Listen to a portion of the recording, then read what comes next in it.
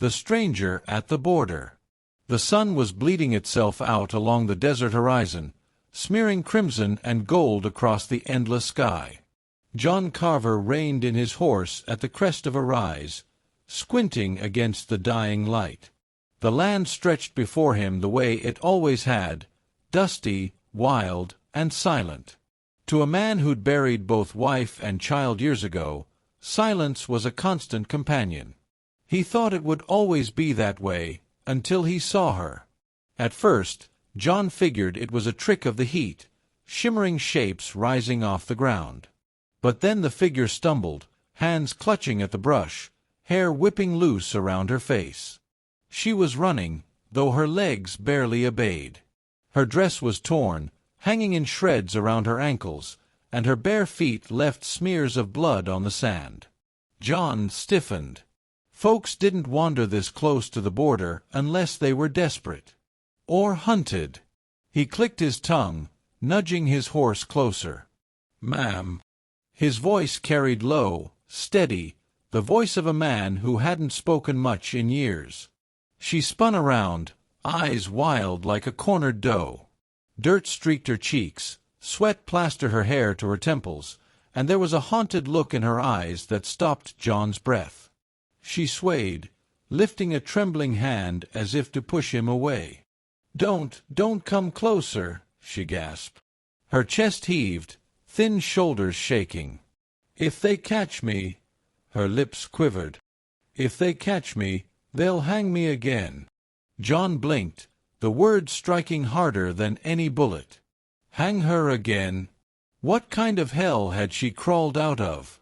But before he could ask, her knees buckled. She crumpled forward, a rag doll in the dust. John swung out of his saddle fast, catching her just before her head struck the ground. She was light, too light, like a bundle of sticks tied together. Heat radiated off her fevered skin. He glanced around the empty desert. Not a soul in sight, but he could feel the weight of her warning pressing on him. "Easy now," he muttered, gathering her into his arms. "You're safe. I ain't lettin' anyone lay rope on you." His horse whinnied as John carried the woman back to the saddle, setting her carefully across it before climbing up behind her. She stirred faintly, whispering something under her breath, too broken to make sense.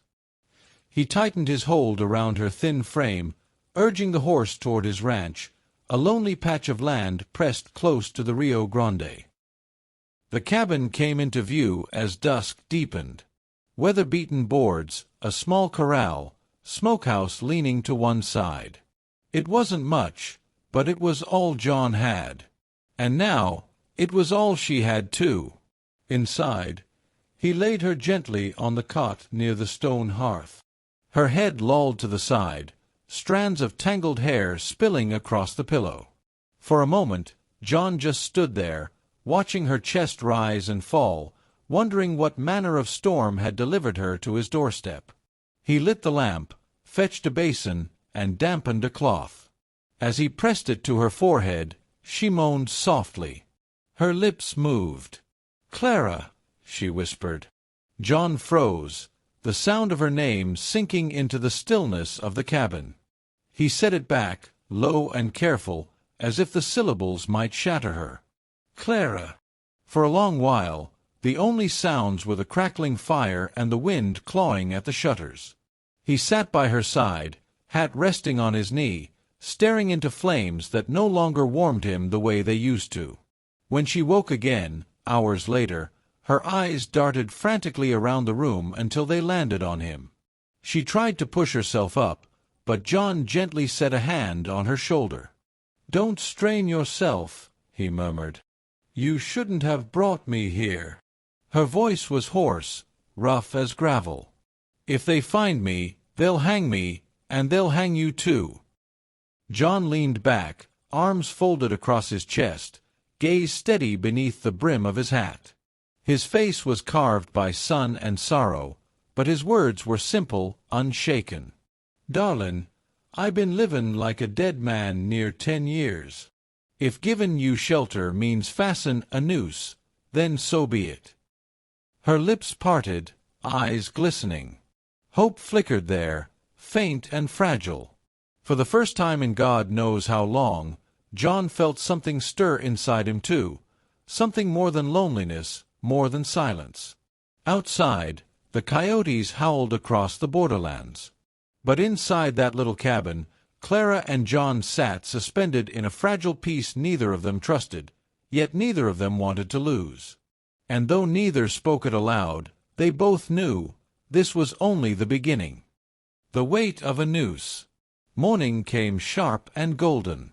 Sunlight spilled through the cracks in the shutters, brushing across Clara's face. She stirred, blinking against the light, then jolted upright as though waking from a nightmare.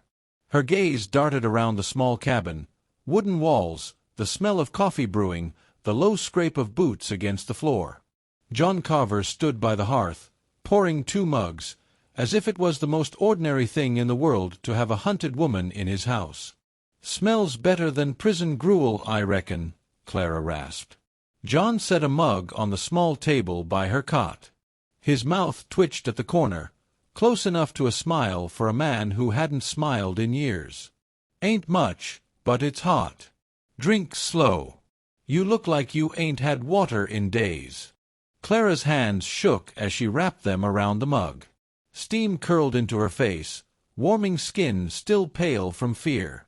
She sipped, winced, then looked at him with eyes that had already measured men and found them wanting. "You don't know what you've done," she whispered. "I escaped a hanging." John settled into a chair across from her, elbows on his knees.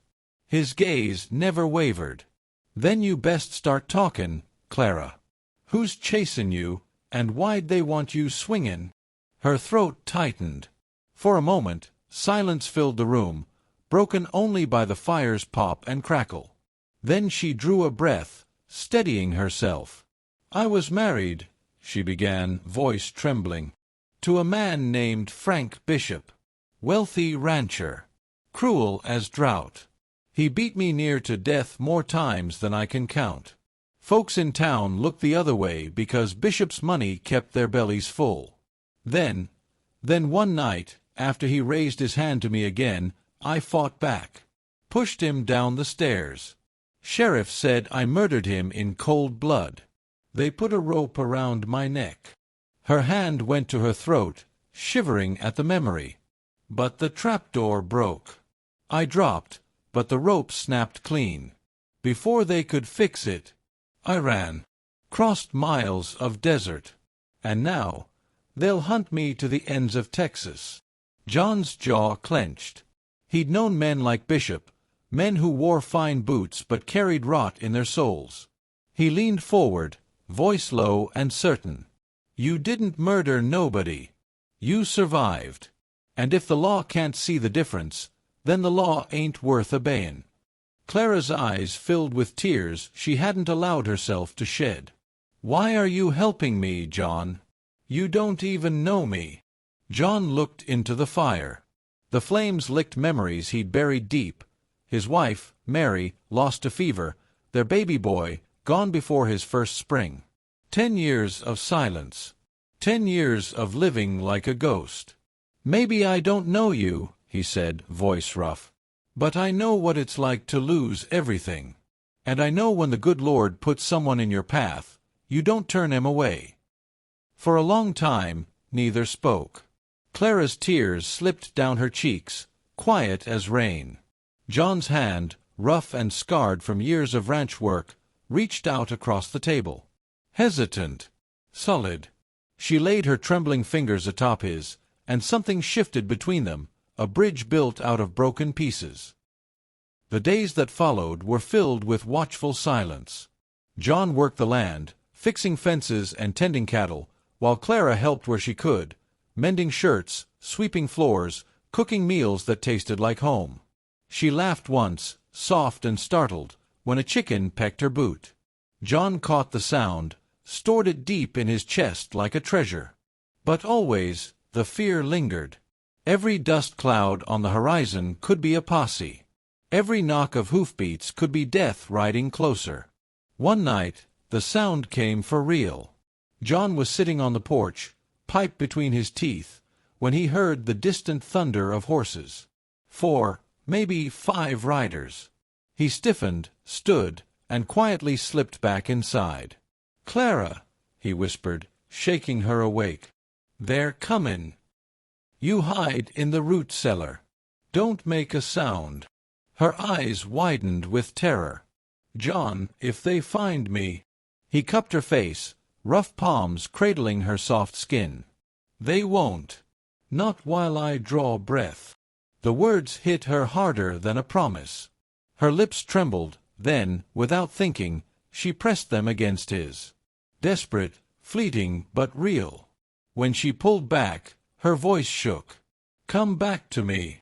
John kissed her forehead once, then shoved the trapdoor open and lowered her inside. He closed it just as the riders reached his gate. The posse fanned out across the yard. Dust clung to their coats, rifles glinted in the moonlight. The sheriff, a thick-set man with cold eyes, called out, "John Carver. We're huntin' a fugitive woman. Went by Clara Bishop. You seen her?" John stood tall on the porch, shotgun resting easy in his hands. His voice was calm as stone. "Ain't seen no woman." The sheriff narrowed his eyes. "Funny thing. Folks said she might be headin' this way. You wouldn't be hidin' her, would ya?" John's jaw tightened. "This here's my land. Ain't no law but mine past that fence. Now you best turn your horses round before I take offense." A tense silence stretched. The sheriff studied him, then spat in the dirt. "Careful, Carver. Handin' a woman once don't scare us none. We'll string her up proper if we catch her again." They rode off into the night, leaving only the echo of hooves and the stench of threats behind. When John lifted the cellar door, Clara scrambled out and flung herself into his arms. She shook like a leaf, burying her face in his chest. "You risked everything for me." John held her tight, his hand stroking her tangled hair. "Darlin', I already told you, I been dead inside near 10 years. But you make me feel alive again. And I ain't lettin' 'em take that away." She looked up at him then, eyes wide and wet, lips parted. And when he kissed her, slow, certain, filled with all the words he couldn't speak, it was like the borderlands themselves held their breath. Weeks later, rumors said the posse gave up. Clara Bishop had vanished, swallowed by desert and silence.